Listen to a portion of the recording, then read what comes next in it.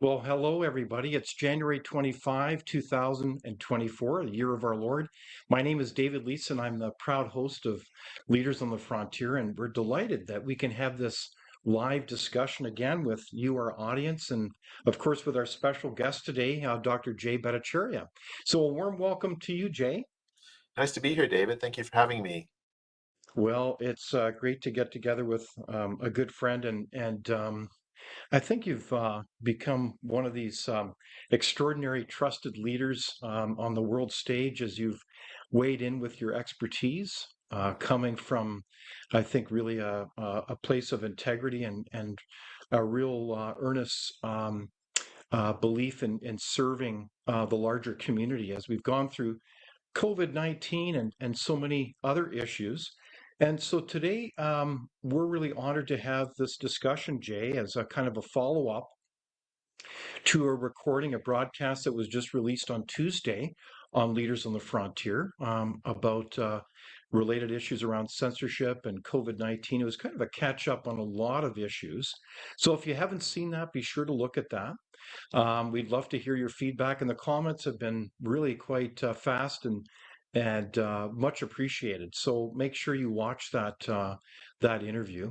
And so we're kind of picking up on some of those themes, and we want to specifically talk a lot about lockdowns and the implications of that, and how did that perhaps happen, and how do we learn lessons from understanding the impacts of lockdowns and what we can do about it as well. And there's also some very current news that we want to reflect on, and we'd love to hear from you, the audience. So be sure to speak up. We'd welcome your comments and questions, whether you're live on X or live on YouTube. So, but Jay, it's great to see you again. And I don't know if you knew this, but on this day in 1924, we had the beginning of the Winter Olympic Games in France, of all things. So I wanted to make sure that we're up to date when it comes to our history. But speaking of history, I did want to ask a little bit about your story, and that is, and I know I've asked you about this, so I have a sense of where you're going to go. But where were you when you heard about COVID-19, and how did you get kind of drawn into this a larger realm of public discussion? Because I think people don't know that. I mean, you've been a hardworking academic leader, a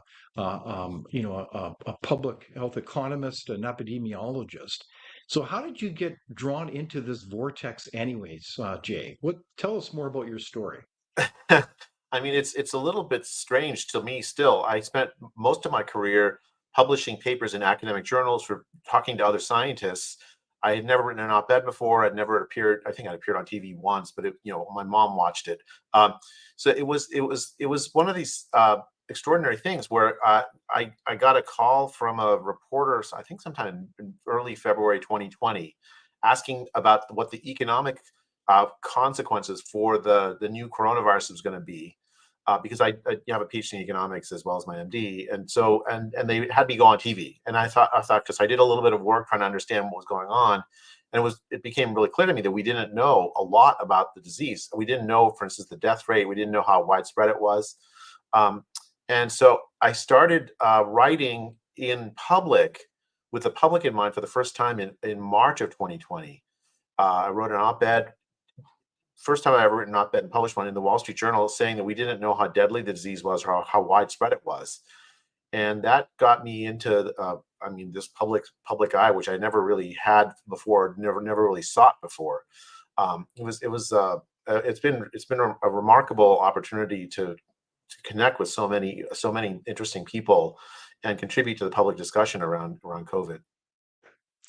Yeah, I think that's so true, Jane. I think I did remember reading that op-ed in the Wall Street Journal, and I think what struck me about your insights, and we met each other at a conference in London now, coming up on, well, what is it, almost 2 years ago? It's hard to 2 years believe, ago. but in that context, though, is interesting because you've always placed, and people know that you're on faculty at the School of Medicine at Stanford, um, a real priority in terms of following evidence and data.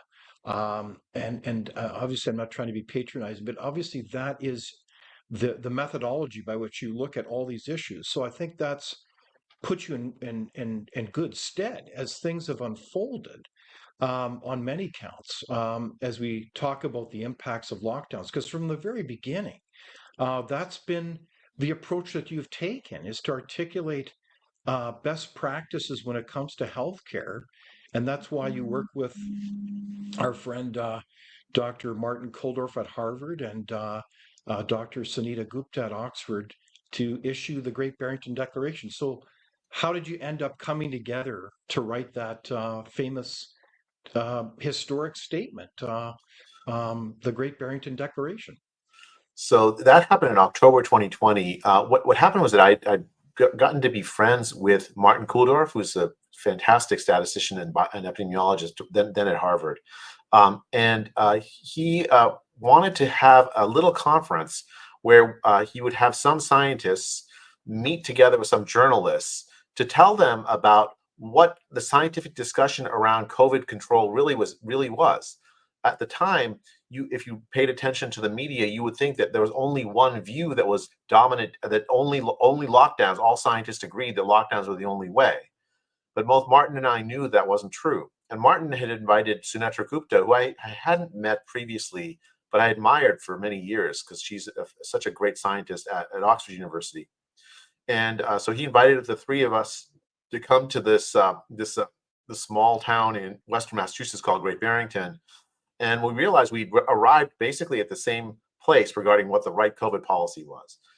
We knew there was this massive age group. You look at the data, and you could see it's really the highest risk groups were older people, whereas children and young people are not risk, very, very low risk at all compared to other risks that they faced in their lives. And so you had a clear thing to do, which was protect vulnerable older people better, and then lift lockdown so you don't harm younger people. Especially children. We were very sort of enthusiastic to open the schools like Sweden had done.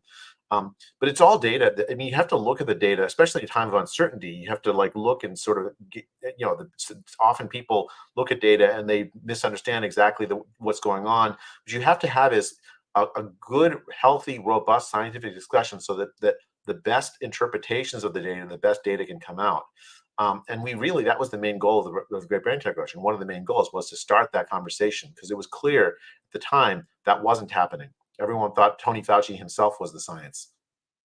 Exactly. And I would say that it's almost comical now in retrospect how it seemed like Tony Fauci has really said that much is that he really is the sage of in terms of science and advice on this, which was just utterly insane in retrospect. It's almost hard to believe. It's almost like a bad movie, is it not, Jay? As you look back on this.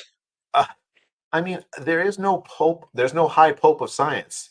And anyone who claims to have a monopoly on scientific knowledge, especially for something like the COVID pandemic, where so many scientific disciplines played an important role in understanding what was happening, so many social scientific disciplines also should have been playing a role.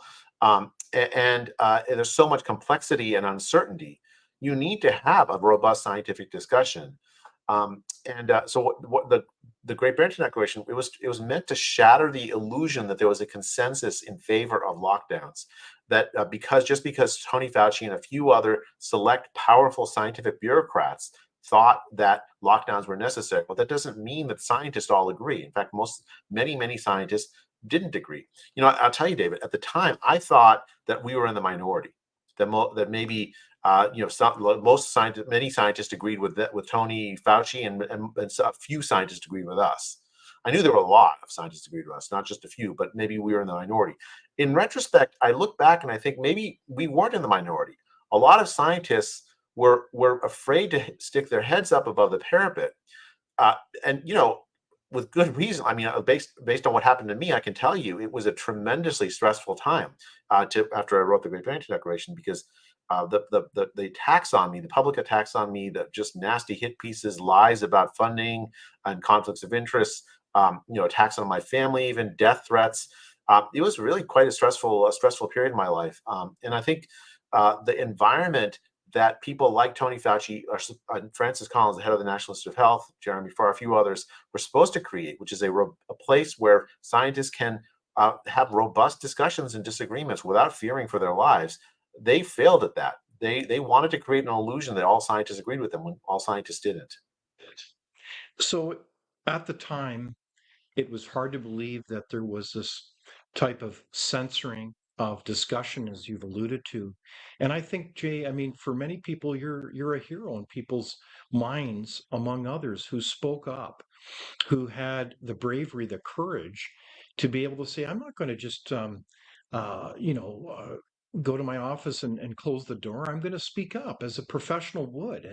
And I think that's part of the reason why people have really appreciated your kind of work and leadership, along with Martin and Sunita, and among so many others who have spoken up around the world.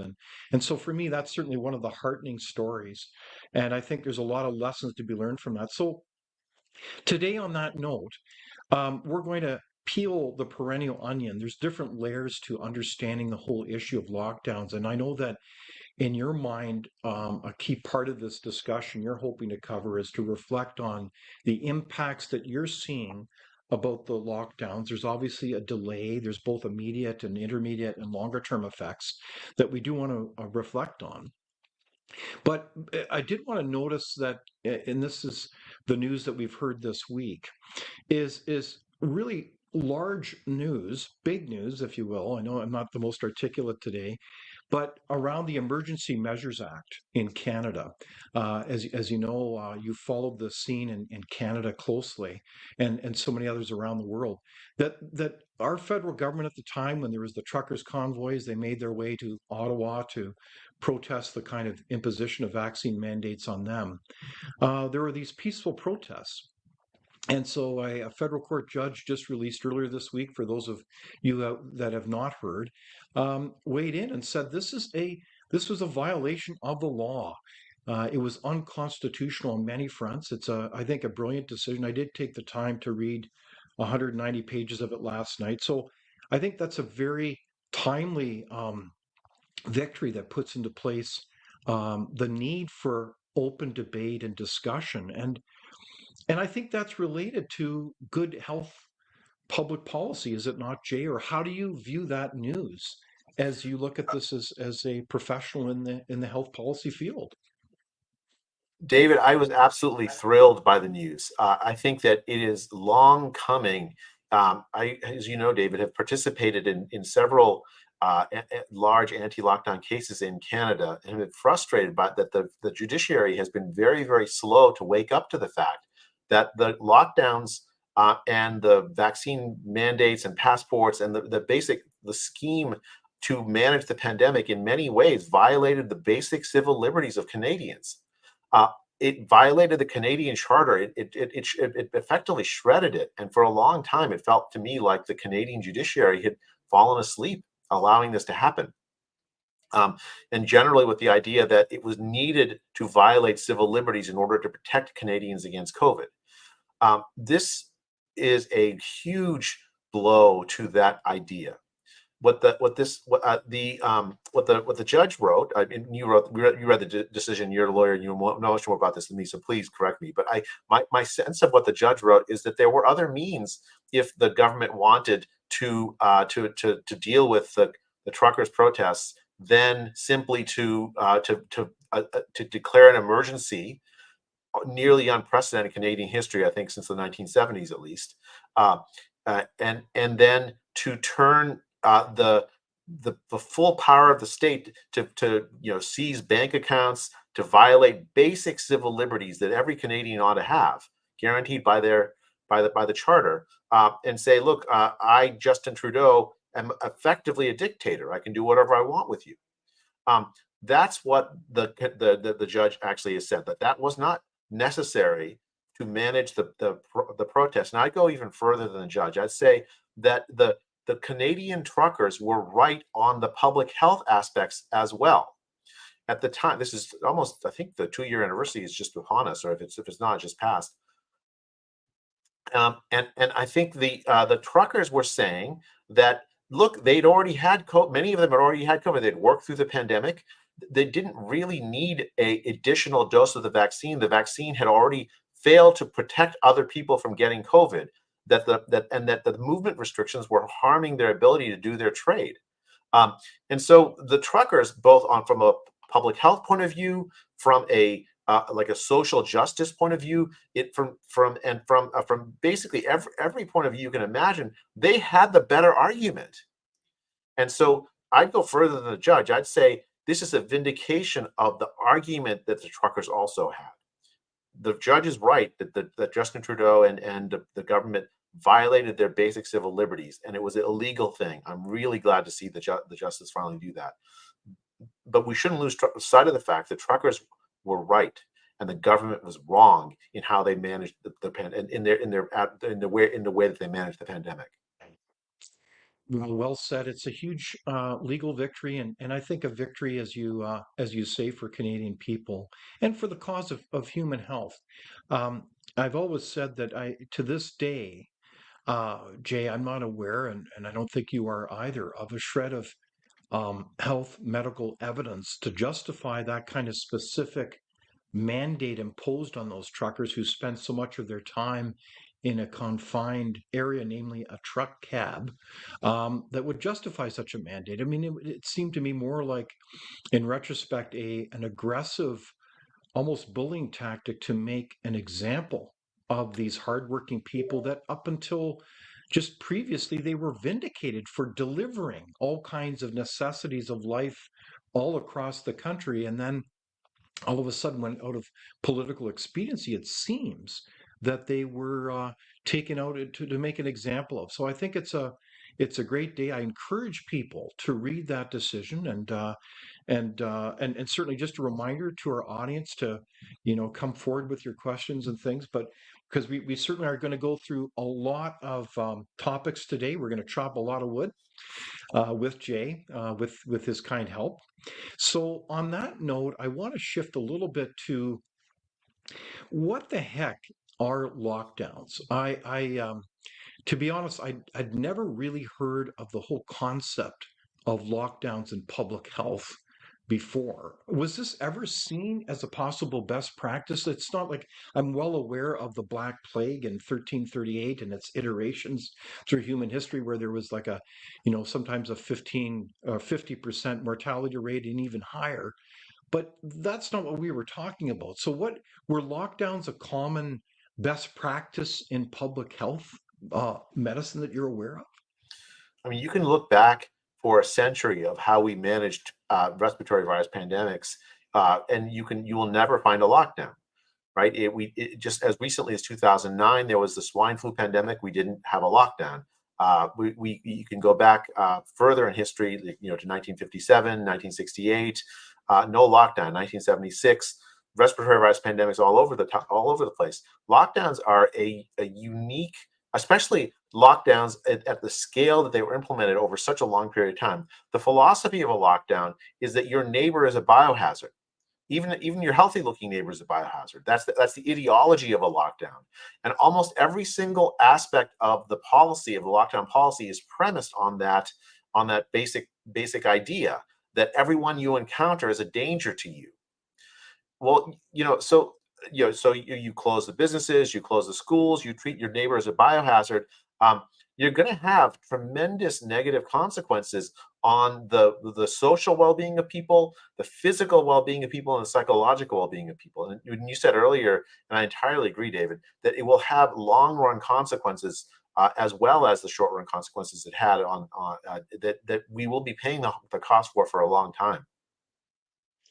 So, see, part of the thing I'm fascinating with as well, and I talk to people anecdotally, as I'm sure you talk with all kinds of people who certainly don't know your background as well.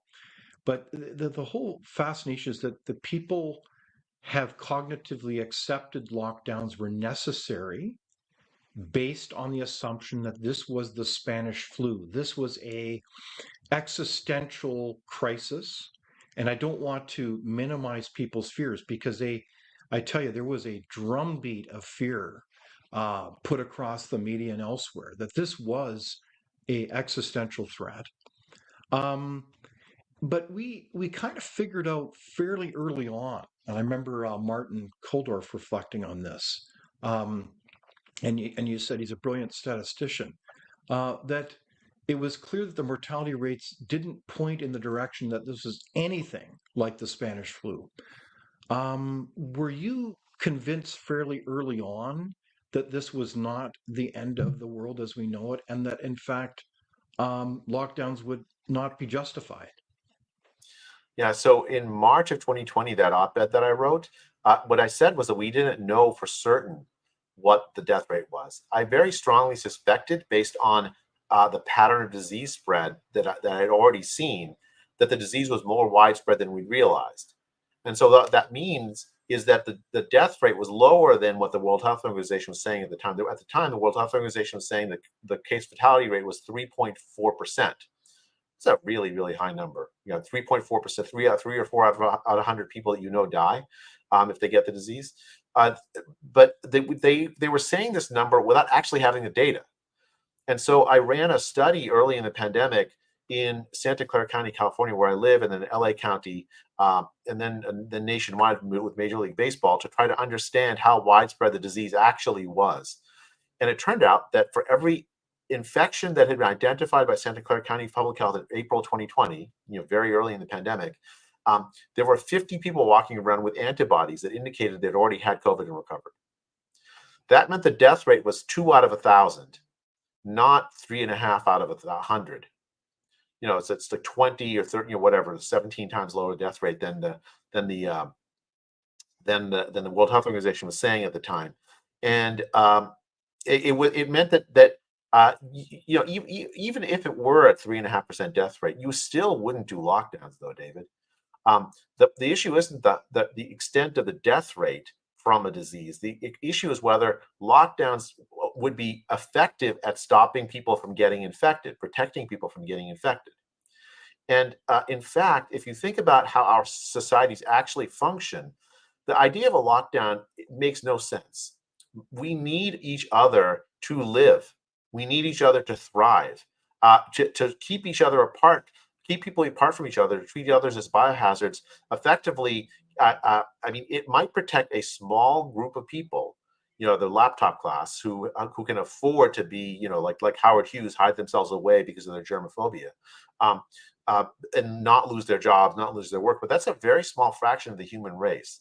The rest of the human race can't afford a lockdown, certainly not an extended one. And I think the thing I would say to the folks who were look back on that period with fear, I'd say that public health misled you. Public health misled you into thinking that these lockdowns were necessary for your safety, when the opposite was true. What was needed was a better and more creative ways to protect the people we knew were most vulnerable, that is, older people. At a time when we didn't know very much about the disease, we knew who was most vulnerable, at least.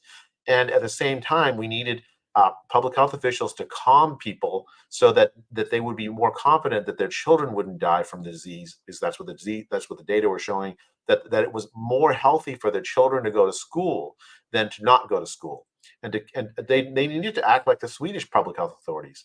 Had the world done that, everyone would be in a much better place now than they currently are. Okay. So there's some big headlines right there, Jay. So first off the bat, you would say to people they were really misled by public health authorities that a lockdown was justified, when in fact mortality rates were modest, and there were best practices when it came to managing this issue. Is that what you said? That's exactly what I said. I mean, we violated those best practices, David, at scale. And it still shocks me. We treated this more like a bioterror event than a public health crisis. So on that route, was there a possibility? We know now, based on so many admissions and reports, basically the length of my arm, that the virus came from the Wuhan lab. Whether it was intentional or not, there's a debate. But is there the possibility then, if we were to give decision makers the doubt that somehow, yes, this was in fact a bioweapon, because everything is dual use technology in China, as we know, It's both dual civilian use and military use. Is there a possibility that somehow, golly, this thing was released? It was facilitated through international travel through the province of Wuhan, and it spread internationally, and then it could have mutated, and that somehow it could have become very contagious, and it could have had a mortality rate, well, a la SARS. Remember SARS CoV. So could there have been that possibility? But we never saw that mutation early on, did we? Well, I think early on there was a dearth of data. Like, so I think based on the evidence I've seen, it seems likely, very very likely, that this was a leak out of the lab in Wuhan, China, and that in fact it was part of a intentional uh, research program, actually, ironically, to try to prevent pandemics. And in fact, it's not just the Chinese authorities that are involved with this; it's American authorities. It's actually British authorities that funded and cooperated with this Wuhan laboratory, where the argument was you take viruses that are sitting in some bat cave in China, bat cave in southern China, or some other wildlife that generally will only infect other animals, other bats, uh, alter them in some way to understand how many evolutionary changes are needed so that they can actually infect humans, and then develop countermeasures like vaccines early, so that if it ever makes the leap to human populations, you are ready with vaccines and with other countermeasures to try to help people if it ever makes the jump. That's the argument, I think, that was in the back. Now you're absolutely right. There's some dual use issues, but I don't have access to that kind of information. I can just say what's been made public. And what's been made public is a incredibly irresponsible research agenda to try to prevent pandemics. That, ironically, is very likely the cause of the worldwide pandemic. Now, you can't tell from the genetic sequence of a new virus alone, what the clinical effects will be. You kind of, unfortunately, you have to look and see. What I would say is that even very early on, let's say as early as December 2019, and certainly by January 2020, it was very clear what the key and most important epidemiological features of this virus were. That it was high risk to older people, that it spread very easily human to human, probably by aerosols, that is small little clouds in the air, and those facts basically lead you to the Great Barrington Declaration. Those facts don't lead you to lockdown. Those facts say, let's protect the most vulnerable people, and it's too late. It's already spread everywhere. Let's give up on the hope of trying to suppress it in its infancy, wherever it leaked out of. Now, maybe if the Chinese authorities had been open and honest when it first leaked out, it might have been possible to suppress it. But by January 2020 was that time was long past. Okay. Yeah, no, it is truly a fascinating train wreck. And speaking of which, I mean, in the case of the Communist Party of China, we know that if you're a member of the World Health Organization, you sign on a fairly involved set of protocols. One of which is if there's an event like this that occurs, it's your responsibility to report it in a timely fashion. I believe it's 24 hours, so that there's a kind of an early warning system around the world and monitoring of these kinds of events. But they didn't do that. And so, among many other things, and yet this is still all a kind of a quote mystery. So that begs other questions. But when it comes to lockdowns, I think the other point that you've made well, along with Martin Kulldorff and so many others, is that Sweden was right. They managed the pandemic not perfectly, but well. They did not go through the same lockdown cycle, and we can learn from that example. And as we look at not only their economic outcomes, in other words, like Canada, I think, and if memory serves me correctly, has spent more than any other G7 country as a result of our lockdowns and approach to this mess. Whereas Sweden is done well economically, but most importantly, its healthcare outcomes were also among the top list within OECD countries. Is that a fair comment, Jay? Entirely fair. Their economic outcomes were better. Their children did not have any learning loss at all because they didn't close schools for anyone under 16 for the entire pandemic. And for the main, and as far as like the health outcomes, this really blows people's minds. They didn't have lockdowns. They didn't close schools. They didn't shut businesses. They just had like good public health. I think they made mistakes. They admitted some of those mistakes. Like early on, they sent COVID infected patients to nursing homes in Stockholm. So they had some of those mistakes. But despite those mistakes, because they focused on a more traditional, normal public health management of this pandemic, they have lower all-cause excess deaths once you adjust for age difference in the population than all of the rest of Europe since the start of the pandemic. Lower than Canada, by far lower than the United States. In other words, they protected human life better than Canada protected human life without lockdowns. If the theory that Tony Fauci and others had about this pandemic was right, well, they should have been the killing fields of the world. They didn't lock down. They should have had mass death. They should have been the highest in the world, and yet they're the lowest in all Europe. They're lower than Canada. That needs an explanation, and the explanation is very, very simple. Occam's razor here. The lockdowns are not necessary to protect human life in the midst of a respiratory virus pandemic like the SARS-CoV-2 pandemic.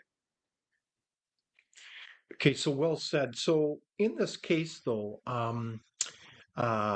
you know, I'd like to kind of do a summary with your kind help, Jay, to understand what are the impacts that you're seeing that are delayed coming out of lockdowns. I mean, you're in touch with a lot of statistics and evidence. What are you seeing in terms of the myriad of social kind of educational impacts as you look across societies? So there's a few themes. There's a few themes. So one is that it is really the poorest and most vulnerable, socially vulnerable people in the world that have been harmed the most by lockdowns. In 2020, for instance, there was an estimate put out, I think, by the UN World Food Program that there would be 130 million people that would starve as a consequence of the lockdowns, the economic dislocations caused by the lockdowns. I don't think it was quite as bad as that, but millions and millions of people, tens of millions of people, were put into dire food insecurity by the lockdowns in the poorest parts of the world. Tens of millions of very, very poor people put into dire poverty, meaning $2 a day of less of income. Children especially have been hurt, right? So millions upon millions upon millions of children lost a tremendous part of the schooling investments that are absolutely vital to their future. I'll just take one statistic. In Uganda, which had among the longest school closures in the world, 4.5 million children, after 2 years of being out of school, never came back to school from the lockdowns. They didn't have Zoom school. A lot of them didn't have electricity or internet. And so what that means is that we have confined these children, the very poorest children in the world, to a future where they have no education. They're destined for poverty. We created a generational divide, and if you worry about inequality, you should never be in favor of a lockdown. In richer countries like the United States or Canada, especially the poorest children face the longest time out of school. We created a psychological crisis that's on a scale that I don't think we've ever seen or can appreciate. Depression, anxiety, suicidality all shot through the roof. It's not a surprise. In Canada, I keep seeing very distressing reports about an enormous uptick in increase in drug abuse and drug abuse deaths. That is directly connected to the social dislocation caused by the lockdown policies. In other ways, health is damaged in richer countries, include things like delaying for millions upon millions of people basic cancer screening. We're going to start to see people with late stage cancers that should have been picked up earlier. They're going to die from their cancer in ways that they otherwise wouldn't have. We've made tremendous progress against cancer over the last decades, and I think that's reversed. We're seeing a huge uptick in measles cases. I think there was a big outbreak in Edinburgh, in part because the vaccine mandate schemes and the vaccine coercion had undermined public confidence in public health. So they no longer trust public health when they say it's really good for your children's health to be vaccinated against measles, which it is. Um, so uh, so that as you said earlier, and you put it so well, David, you have the short-term effects of the lockdowns, the economic damage, and then you have the medium-term effects, which we're living through. And I'm sorry to say, but we're going to have some of the longer-term effects, this generational inequality we caused, this poverty we caused, that will last for decades. So this is almost overwhelming, isn't it? The kind of array of impacts that are happening before our eyes. And so part of the question I have is, to what extent are we, as in the academic research communities and professionals, trying to benchmark this information so we can understand not only the impacts and how it's affecting people, but how do we manage it and mitigate it? And I know that there's a lot of admirable efforts going on to try to mitigate. So, for example, um, the loss of education among children. I saw this in the articulated in the Manning report coming out of that was commissioned by Premier Daniel Smith, that the Honorable Preston Manning undertook, and they documented the children that are kind of quote third bucket children. They're trying to work at these issues, but that is just the tip of the iceberg. So are you seeing any jurisdictions that's doing this right to kind of benchmark and try to get ahead of this mess?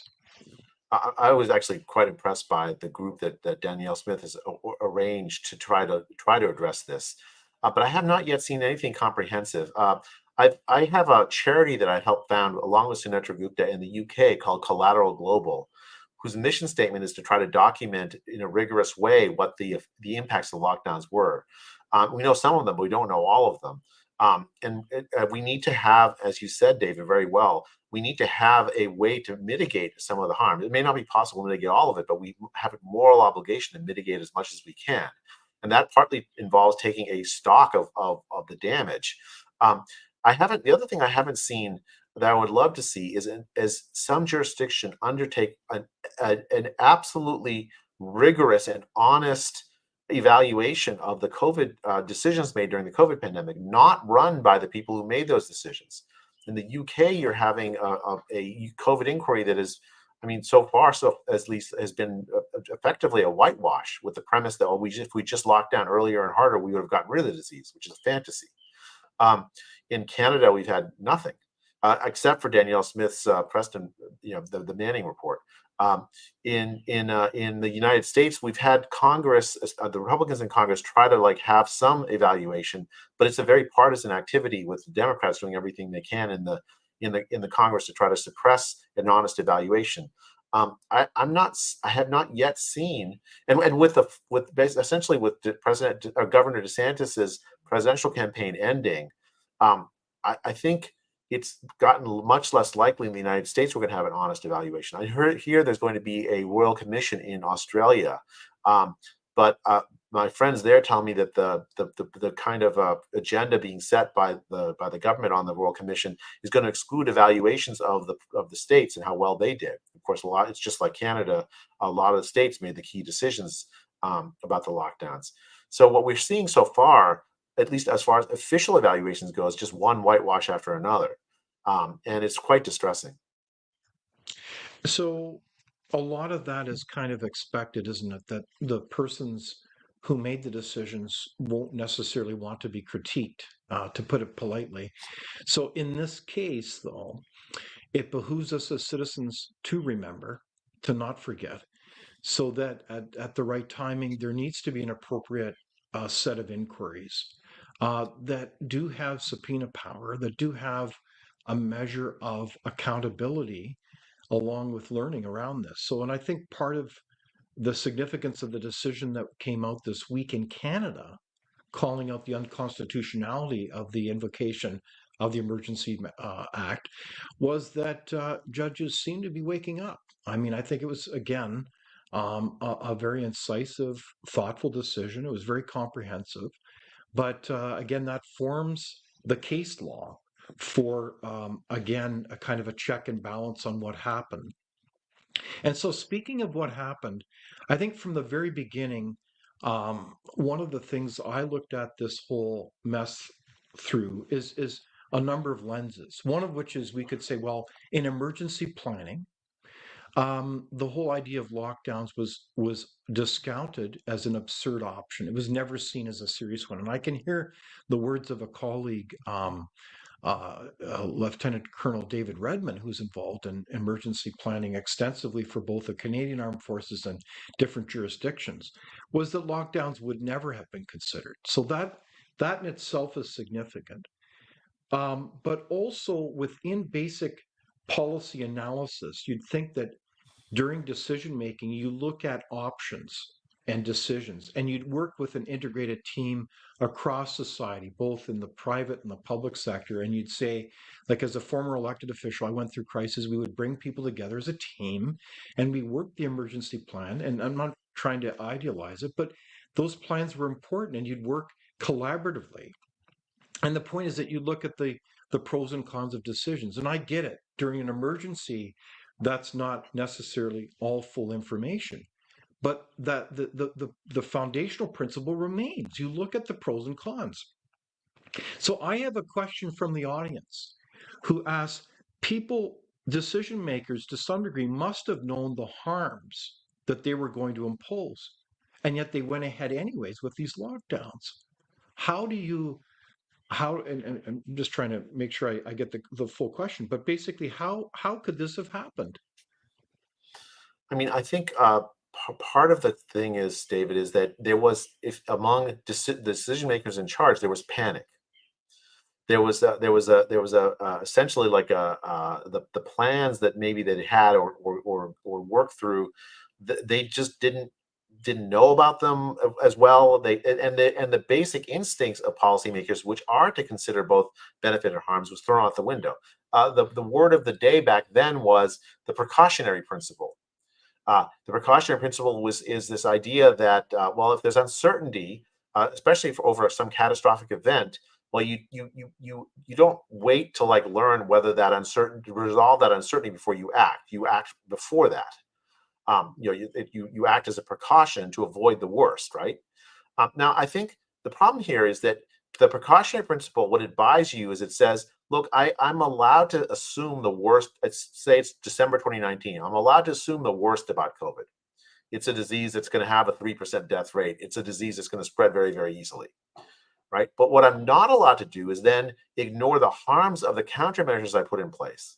I'm not allowed to assume that the countermeasures are automatically going to be effective. I still have an obligation to consider those harms.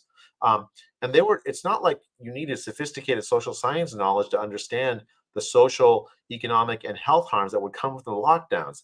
They were obvious to me. They were obvious to a tremendous number of other people. And you don't have to be a social scientist to say keeping my kids out of school for an extended period of time is a bad thing. So yeah, I think it was just it was panic on the part of public health officials and a very, very small number of very powerful scientific bureaucrats that scared the living daylights out of our elected officials, who then complied, thinking, well, we just have to follow the science. Right.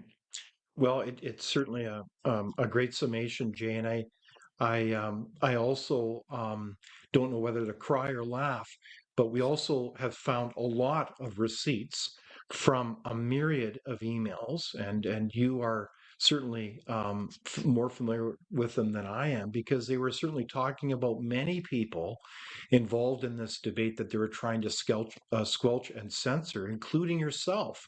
And we know those people at the highest level, certainly within the US government, going after you and so many others that were trying to bring some sanity of discussion. And they knew that what they were doing had significant impact. So, I mean, to me, that begs serious ethical issues about power, money, and all the rest. I know that's not the full point of the discussion, but we can't forget that either, can we, Jay? No, well, I think, David, what you raise a really important point. Like, how did they silence so many scientists? If I'm right, a lot of scientists, probably the majority of scientists, disagreed with the lockdown strategy. Certainly by October 2020. They silenced the scientists by deploying all means of power that they had to do that, including direct censorship, things that our constitutions, our basic charters say we have a guaranteed right to, like things like free speech, the right to protest, the right to worship. They've violated all of those rights in order to reinforce the illusion of consensus that all scientists agree, that all people agree, that all reasonable people agree the lockdowns were the only way. Yeah, it truly is disgusting. So, and to be clear, you can't have science if you don't have open discussion. You cannot have science, nor can you have public health if you don't have an engaged public that trusts those decision makers. I mean, it's just how have we harmed, frankly, the cause of vaccination now? When so many people would look at this and say, well, gosh, is this vaccine even a vaccine? Is it ethical? Is it efficacious? I mean, I think haven't we put the cause of public health back decades? I mean, I've never, in my professional career, I've never seen public trust in public health at such a low. And I don't see how it's how you would easily get this back. Because the problem is, like, throughout the pandemic, the public health treated the public as if they were a children to be manipulated, lied to in order to get them to comply with their orders, rather than adults to be reasoned with. They violated informed consent rights of the public as far as the vaccines go. They told lie after lie after lie. Like, for instance, they ignored the fact, based on tremendous number of research studies, that there was good immunity after COVID recovery, so that you, for a long time, you won't get the COVID. You won't get COVID again after you've been infected once. In fact, the second time you get COVID, it will probably be less severe than the first time you get it. Uh, I mean, you can see that in the data now; it's as clear as day. They ignored the fact then that the vaccines are much less necessary for the COVID recovered than for the people who aren't COVID recovered. They ignored the fact that there was a much larger benefit for the vaccines for older people than for young people, right? So younger people probably didn't need to have the vaccines. They ignored the obvious evidence. The clear evidence was coming out early on in 2021 that the vaccine wasn't stopping people from getting infected. So, and then on the basis of false information, false scientific analysis, they uh, created coercive regimes violating informed consent rights to push everyone to get the vaccine on the premise that that would stop the disease from spreading, when it clearly didn't. So people looked at this. A lot of people looked at this and said, "Look, these people are lying to us. They're overstating the evidence. They're not telling the truth. There's something wrong with it." And they gaslit people who had vaccine injuries. Young men who had myocarditis, they essentially said, "Oh, I don't know what the hell, myocarditis is rare and safe or something, some insane thing." And they used their power over social media to prevent vaccine injured people from gathering and talking to each other about sort of how to recover, because they Exactly. wanted to use their power as a they wanted to essentially they were it was a, they treated the problem like a propaganda problem rather than a public health problem. And so public health trust is absolutely destroyed, and it's going to have consequences. The collapse in childhood vaccination is just one.